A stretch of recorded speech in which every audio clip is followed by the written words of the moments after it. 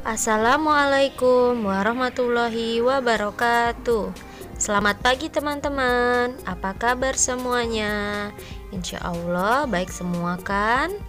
Semoga teman-teman semuanya tetap semangat dalam menjalani aktivitas hari ini. Hari ini kembali lagi belajar bersama Bunda Tinik. Sebelum mengawali pelajaran pagi hari ini, mari kita membaca basmalah. Bismillahirrohmanirrohim. Teman-teman, hari ini kita akan membahas sifat-sifat cahaya. Yang pertama yaitu sifat-sifat cahaya dan hubungannya dengan penglihatan. Setiap hari kita merasakan manfaat cahaya. Di tempat terang kita dapat melihat benda-benda dengan jelas. Sebaliknya, di tempat gelap kita tidak dapat melihat benda-benda di sekitar kita.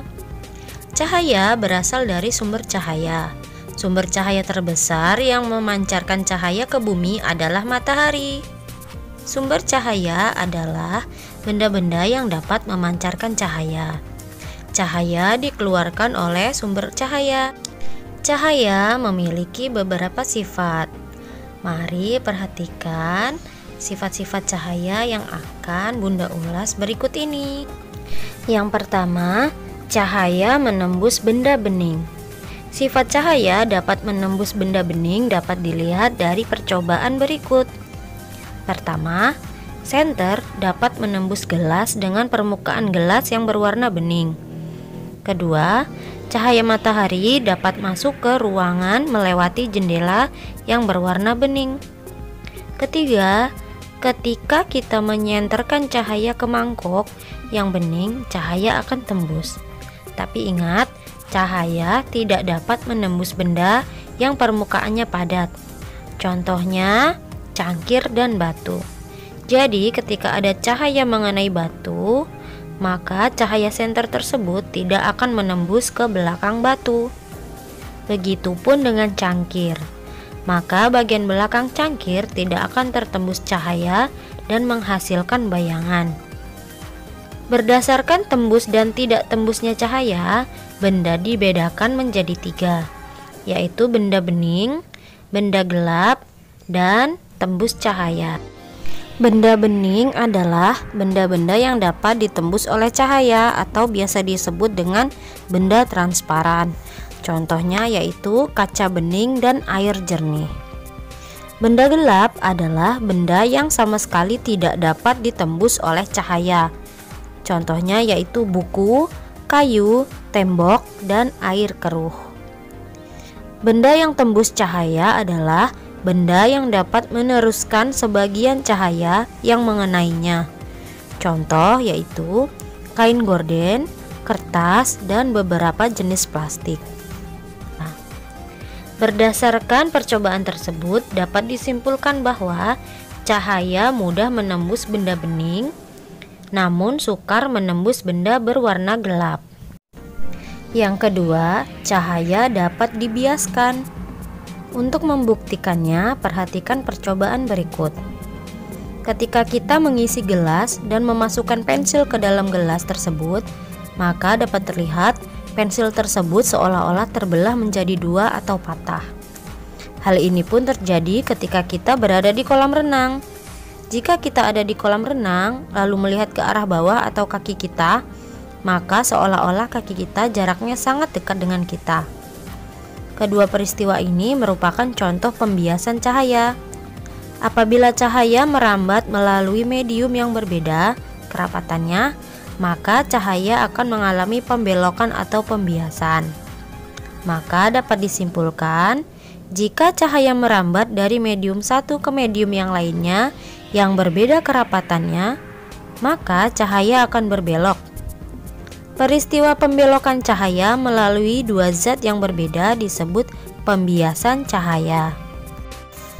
Yang ketiga, cahaya merambat lurus. Sifat cahaya yang paling dapat dilihat dengan jelas adalah cahaya dapat merambat lurus. Bukti cahaya dapat merambat lurus dapat teman-teman amati pada senter atau cahaya matahari yang masuk ke rumah melalui pintu atau jendela. Sifat cahaya merambat lurus dapat dilihat dari percobaan berikut. Percobaan tersebut menggunakan 3 karton tebal dan juga lilin. Masing-masing karton tebal tersebut dilubangi di bagian tengahnya. Kemudian diletakkan pada posisi 3 lubang tersebut sejajar dengan lilin, tepat di belakang lubang. Perhatikan ya teman-teman.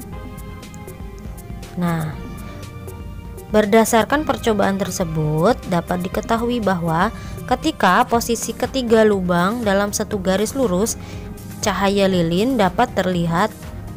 Namun sebaliknya, ketika ketiga lubang tidak dalam satu garis lurus, cahaya lilin tidak terlihat.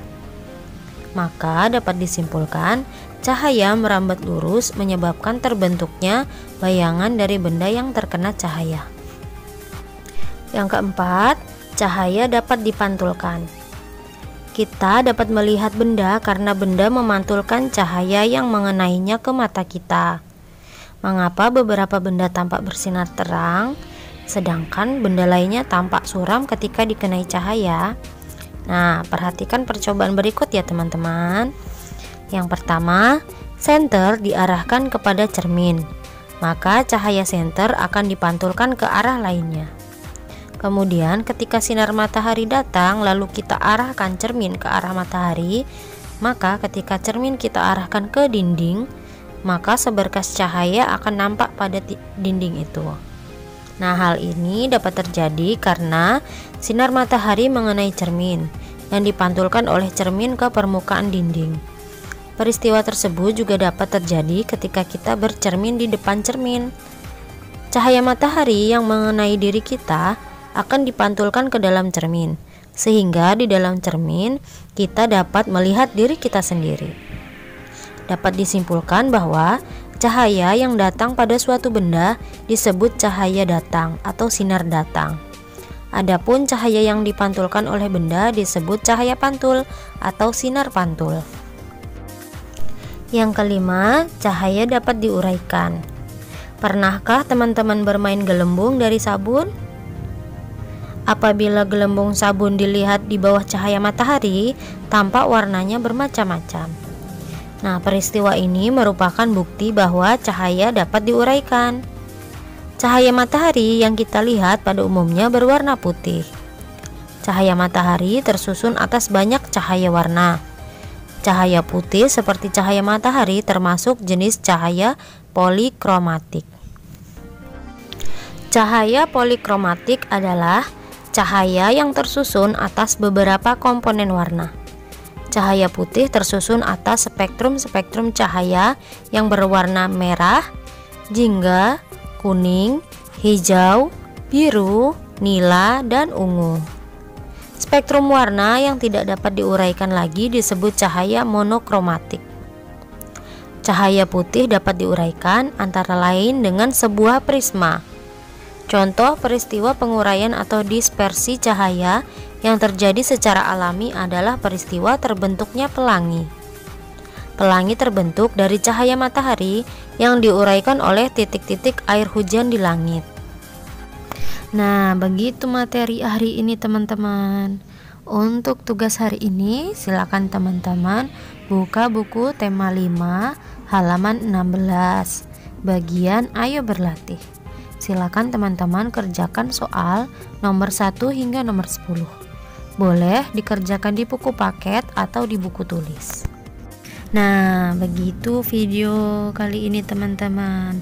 Sebelum mengakhiri pembelajaran hari ini, mari kita membaca hamdalah. Alhamdulillah. Nah teman-teman, jangan lupa sholat 5 waktunya ya, dan jaga kesehatan teman-teman semuanya. Bunda akhiri, wassalamualaikum warahmatullahi wabarakatuh.